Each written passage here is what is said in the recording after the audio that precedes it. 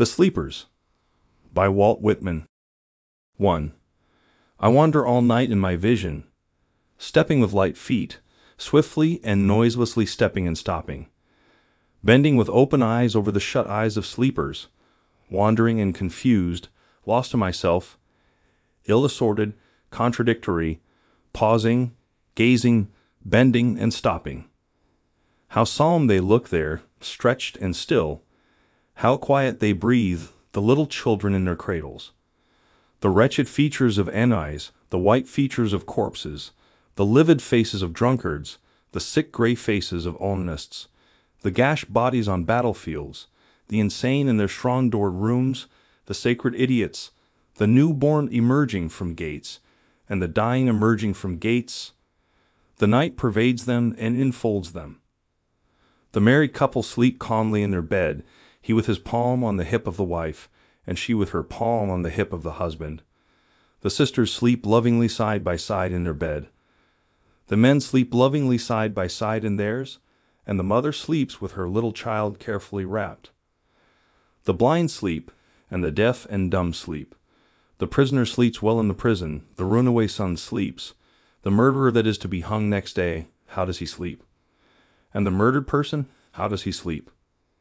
The female that loves unrequited sleeps, and the male that loves unrequited sleeps. The head of the money-maker that plotted all day sleeps, and the enraged and treacherous dispositions all sleep. I stand in the dark with drooping eyes by the worst suffering and the most restless. I pass my hands soothingly to and fro a few inches from them. The restless sink in their beds, they fitfully sleep. Now I pierce the darkness, new beings appear. The earth recedes from me into the night. I saw that it was beautiful, and I see that what is not the earth is beautiful. I go from bedside to bedside, I sleep close with the other sleepers each in turn. I dream in my dream all the dreams of the other dreamers, and I become the other dreamers. I am a dance, play up there. The fit is whirling me fast. I am the ever-laughing, it is new moon and twilight. I see the hiding of dousters, I see nimble ghosts, whichever way I look. Cache and cache again, deep in the ground and sea, and where it is neither ground nor sea. Well do they do their jobs, those journeymen divine. Only for me can they hide nothing, and would not if they could. I reckon I am their boss, and they make me a pet besides, and surround me and lead me and run ahead when I walk, to lift their cunning covers to signify me with stretched arms, and resume the way. Onward we move, a gay gang of blackguards, with mirth shouting music and wild flapping pennants of joy. I am the actor, the actress, the voter, the politician, the emigrant and the exile, the criminal that stood in the box, he who has been famous and he who shall be famous after today, the stammerer, the well-formed person, the wasted or feeble person. I am she who adorned herself and folded her hair expectantly. My truant lover has come, and it is dark. Double yourself and receive me, darkness. Receive me and my lover too. He will not let me go without him. I roll myself upon you as upon a bed. I resign myself to the dusk. He whom I call answers me and takes the place of my lover. He rises with me silently from the bed. Darkness, you are gentler than my lover. His flesh was sweaty and panting. I feel the hot moisture yet that he left me. My hands are spread forth, I pass them in all directions. I would sound up the shadowy shore to which you are journeying. Be careful, darkness. Already what was it touched me? I thought my lover had gone, else darkness and he are one. I hear the heartbeat, I follow, I fade away. 2. I descend my western course, my sinews are flaccid. Perfume and youth course through me, and I am their wake. It is my face yellow and wrinkled instead of the old woman's. I sit low in a straw-bottomed chair and carefully darn my grandson's stockings. It is I too, the sleepless widow looking out on the winter midnight. I see the sparkles of starshine on the icy and pallid earth. A shroud I see, and I am the shroud. I wrap a body and lie in the coffin. It is dark here underground. It is not evil or pain here. It is blank here for reasons. It seems to me that everything in the light and air ought to be happy. Whoever is not in his coffin in the dark grave, let him know he has enough. 3. I see a beautiful, gigantic swimmer swimming naked through the eddies of the sea. His brown hair lies close and even to his head. He strikes out with courageous arms. He urges himself with his legs. I see his white body. I see his undaunted eyes. I hate the swift running eddies that would dash him head foremost on the rocks. What are you doing, you ruffianly red trickled waves? Will you kill the courageous giant? Will you kill him in the prime of his middle age? Steady and long he struggles. He is baffled, panged, bruised. He holds out while his strength holds out. The slapping eddies are spotted with his blood. They bear him away, they roll him, swing him, turn him. His beautiful body is borne in the circling eddies. It is continually bruised on rocks. Swiftly and out of sight is borne the brave corpse. 4. I turn but do not extricate myself. Confused, a past reading another, but with darkness yet.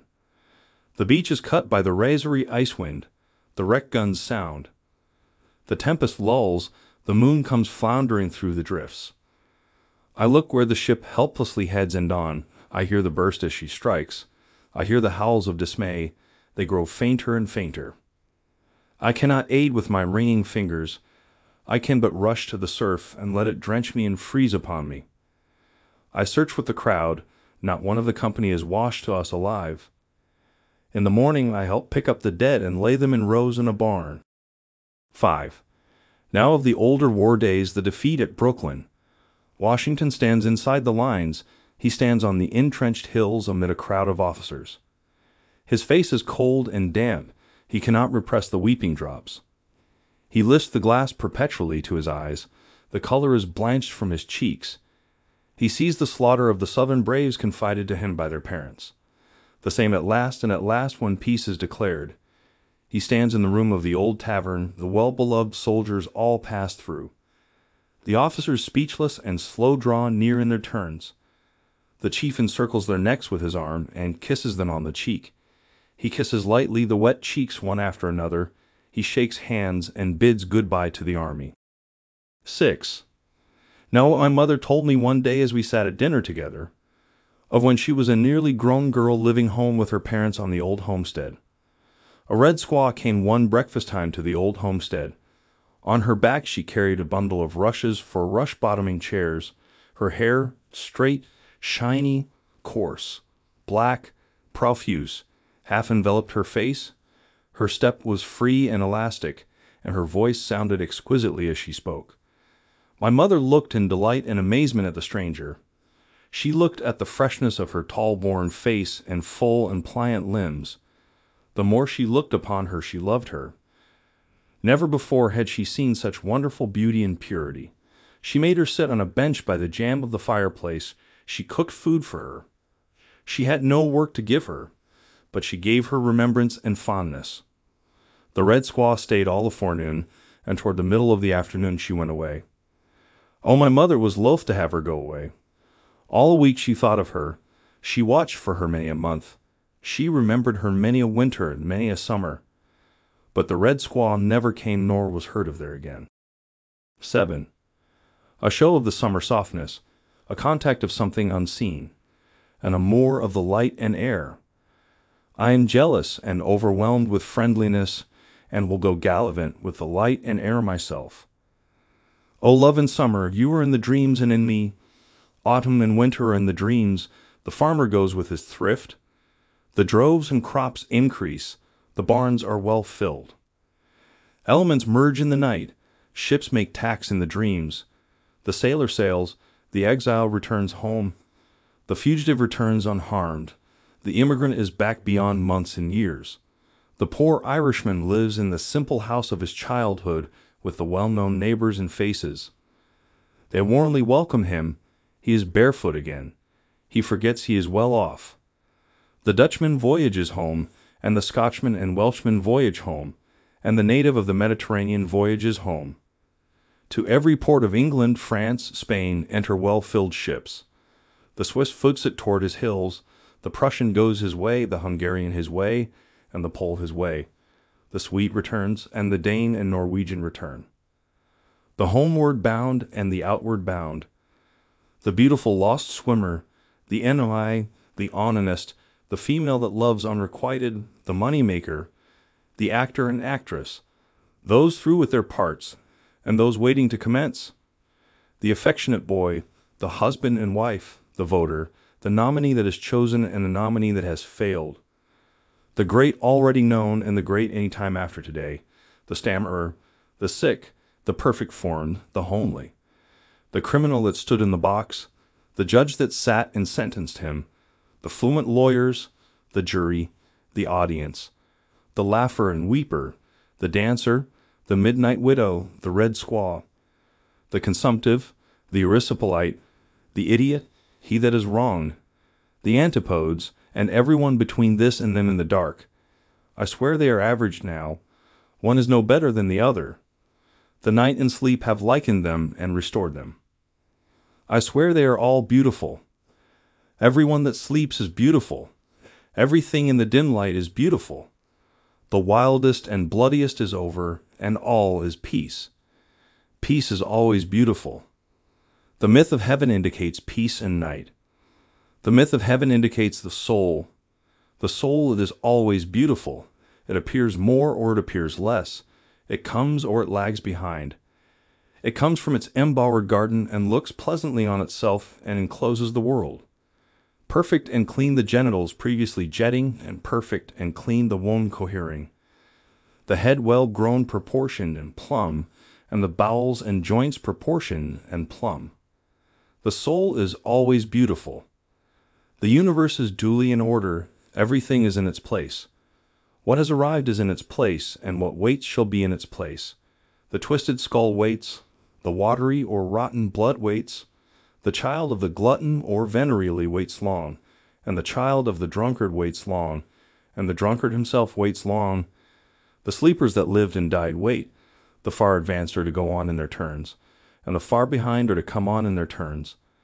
The diverse shall be no less diverse, but they shall flow and unite. They unite now. 8. The sleepers are very beautiful as they lie unclothed. They flow hand in hand over the whole earth from east to west as they lie unclothed. The Asiatic and African are hand in hand. The European and American are hand in hand. Learned and unlearned are hand in hand, and male and female are hand in hand. The bare arm of the girl crosses the bare breast of her lover. They pressed close without lust. His lips pressed her neck. The father holds his grown or ungrown son in his arms with measureless love, and the son holds the father in his arms with measureless love. The white hair of the mother shines on the white wrist of the daughter. The breath of the boy goes with the breath of the man. Friend is enarmed by friend. The scholar kisses the teacher, and the teacher kisses the scholar, the wrong made right. The call of the slave is one with the master's call, and the master salutes the slave. The felon steps forth from the prison, the insane becomes sane, the suffering of sick persons is relieved. The sweatings and fevers stop, the throat that was unsound is sound. The lungs of the consumptive are resumed, the poor distressed head is free. The joints of the rheumatic move as smoothly as ever and smoother than ever. Stiflings and passages open, the paralyzed become supple. The swelled and convulsed and congested awake to themselves in condition. They pass the invigoration of the night and the chemistry of the night and awake. I too pass from the night. I stay a while away, O night, but I return to you again and love you. Why should I be afraid to trust myself to you? I am not afraid. I have been well brought forward by you. I love the rich running day, but I do not desert her in whom I lay so long. I know not how I came of you, and I know not where I go with you. But I know I came well and shall go well. I will stop only a time with the night, and rise betimes. I will duly pass the day, O my mother, and duly return to you.